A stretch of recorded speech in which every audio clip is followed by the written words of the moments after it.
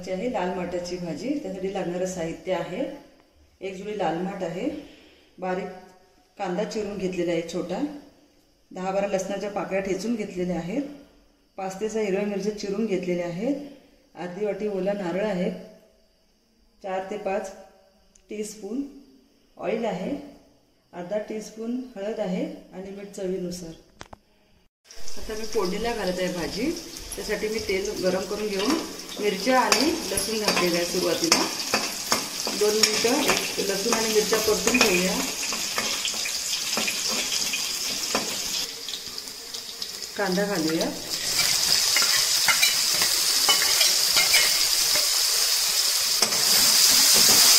कांदा एक चांगल्या रंगावरती एकत्र परतून घ्यायचा आहे।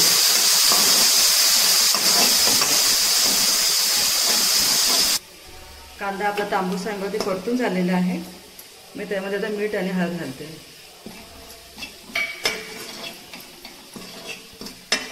हळद आणि मीठ 1 मिनिट परतायचं आहे। तर आपण पालेभाजी घालूया।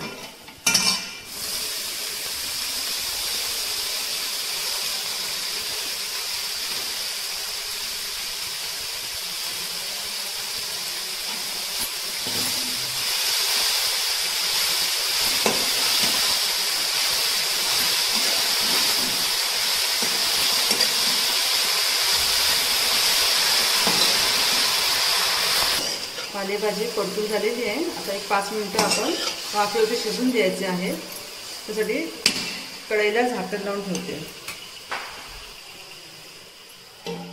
तिला 5 मिनिटं वाफून येऊ द्या। ही बघा 5 मिनिटं झालेली आहे। आपली भाजी रेडी आहे। आता त्याच्यात मी खोबरं टाकून सर्व करणार आहे। हे बघा आपली भाजी तयार आहे। त्यात मी खोबरं टाकणार आहे आणि पालेभाजी खायची मजा ही भाकरी सोबतच येते। आज मी तुम्हाला तांदळाची भाकरी दाखवणार आहे। त्यासाठी मी 1 वाटी तांदळाचं पीठ घेतलेलं आहे।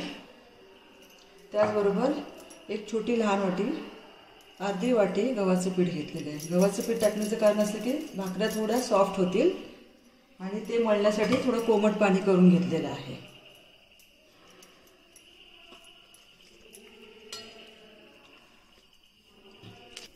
हे बघा आपलं पीठ असं मळून झालेलं आहे।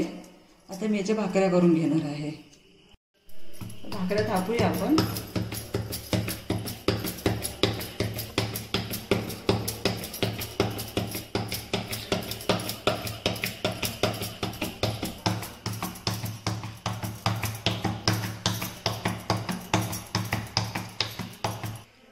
माझी भाकरी थापून झालेली आहे। आता आपण तव्यावरती घालूया आणि एक बाजूने वरच्या बाजूला पाणी लावून घेऊया। ती भाकरी होते तोपर्यंत आपण दुसरी भाकरी थापायला घेऊया।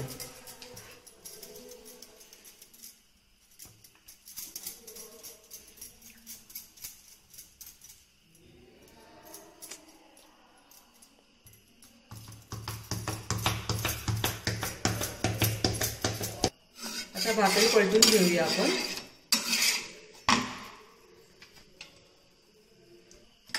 आपली एक खालची बाजू भाजून झालेली आहे।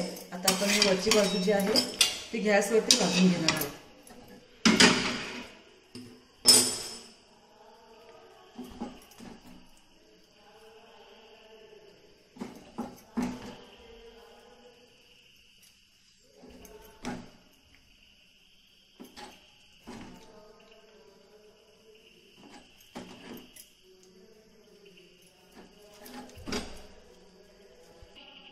आता आपली भाकरी रेडी आहे।